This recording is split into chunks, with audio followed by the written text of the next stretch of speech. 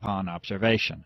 Unusual airborne filament samples have been collected from a variety of locations across the nation, as well as the globe.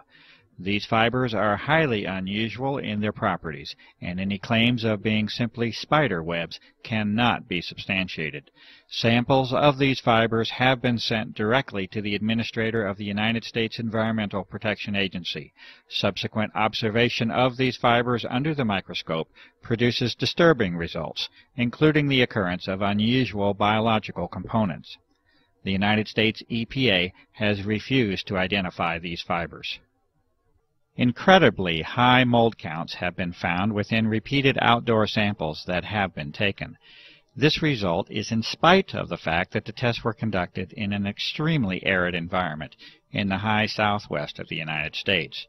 This arid environment has been further aggravated by extended drought conditions over the past several years, also a topic to be discussed further.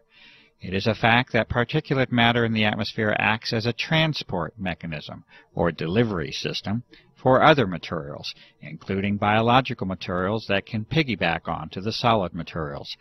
This is in addition to the health risk, including respiratory illness and increased mortality that result from higher levels of particulate matter in the air. It is also a fact that must be reported, despite the disturbing and alarming implications, that unusual and unexpected biological components have been repeatedly identified in a variety of atmospheric samples across a wide geographic area using a variety of techniques. The fibrous material sent to the United States EPA is especially unsettling, as it was later shown to contain biological components under the review of a medical professional. For those who might think that biological aerosols have no precedent, it might be worthwhile to read carefully the documented U.S. Senate hearings held in 1977, entitled Examination of Serious Deficiencies in the Defense Department's Effort to Protect the Human Subjects of Drug Research, along with the contractors that are enumerated within that report. A variety of electromagnetic devices have been developed and used.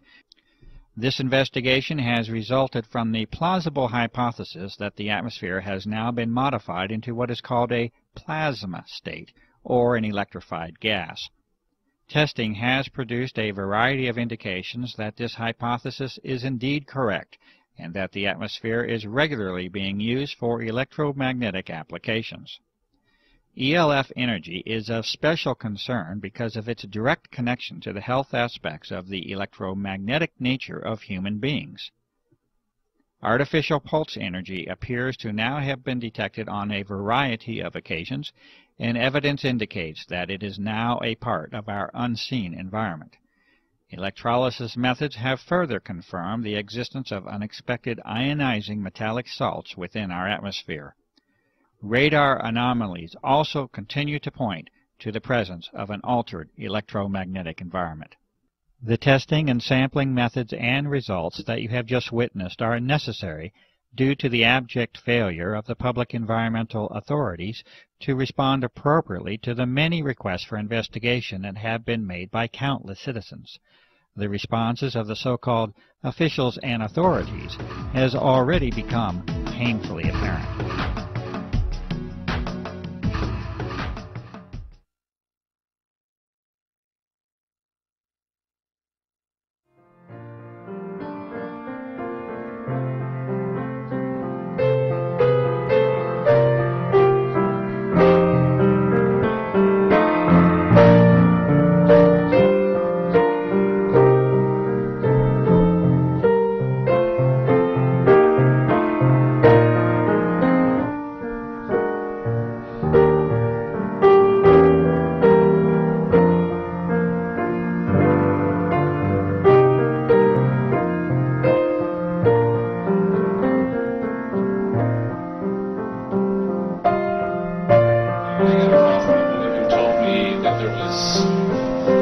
jet spraying stuff in the air. I went outside, I looked out, it was in the morning, and lo and behold, there was, what I thought were contrails, numerous jets spraying, probably 4 or 5 jets.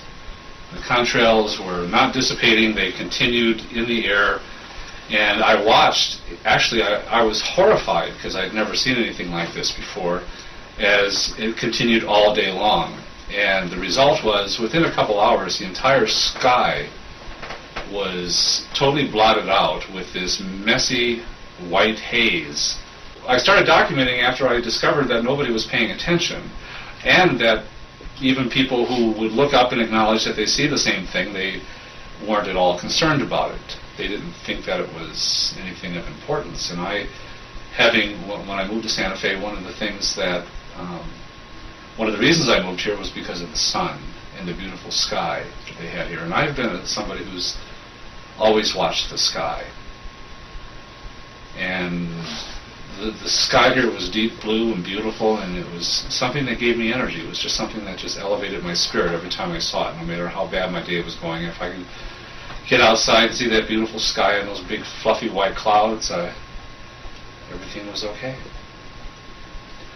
And so I saw this being taken away, basically, and I didn't know what was going on, and I didn't know who was doing it or why it was being done, and I still don't know. But what I do know is that it is being done, and it wasn't natural. The jets would come, and I know enough of, I have a degree in science, I have a doctorate in science, so I consider myself to be maybe not an expert in this particular thing, but I know how to look at things, and I know that that if you pass natural sunlight through a substance and it gives off a color, it usually identifies that substance. There's no two substances that give the same color in solution. So I knew that I was looking at something that was other than water, because that would have made what we know as a rainbow. It would have pretty evenly distributed bands of color all along the spectrum. Well, because I was trying to convince people that it was actually happening and it wasn't normal, I began to try to see things that I could point out to the sky while I was with them to say, well, look at this. How do you explain this? And I learned a little bit about meteorology and the atmospheric conditions necessary for even a contrail to form and persist, much less ones that just dissipate, and found that there were no laws of physics that supported this activity, or the explanation of this activity, as a normal water vapor or frozen vapor trail. And so I came up with things like, well, all of a sudden, the jet goes overhead, and in the same sky you'll see 2 or 3 jets passing overhead, and there's nothing. You can barely see the jets because they're so high up. And other jets come into an area, and all of a sudden the white trail starts all of a sudden coming out of the jet, and then it stops, and then it starts again. And I've seen a number of occasions where they just did dashes across the sky.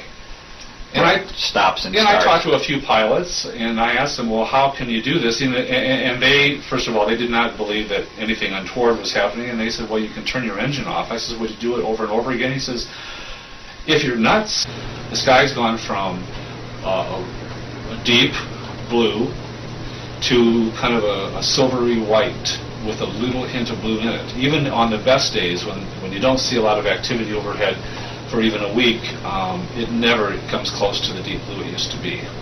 And I started noticing, especially by March of '99, April of '99, people were becoming very, very ill. And at the time I was working in a healthcare facility, and I was seeing a lot of upper respiratory disease happen. And over the years, I've watched more and more people come down with asthma, and you can hear it. You go into the supermarket and you find children, children that are 2 and 3 years old, and you can hear them wheezing. You can hear rails in their chest. I mean, this is very unusual. I still really do not know why this is happening. I mean, I've gone the spectrum. I've gone the spectrum from thinking, oh my God, they're trying to kill all of us, to maybe they are trying to, protect us from cosmic radiation that may damage the planet. Ultraviolet or X-ray radiation that's coming because the upper atmosphere has been rended in some way, has been torn in such a way as to let those things through. So I've been all the way from the most evil intent to the most beneficent. But in either case, I want to know. I wanted to know. I just want to know. I want someone in an official capacity to speak about it openly. Because whenever something happens, and like I said, I've learned an awful lot about human beings through this process, because I insist that this is happening, that this is real, and that it's not normal. That there's something happening, there's something under the table going on.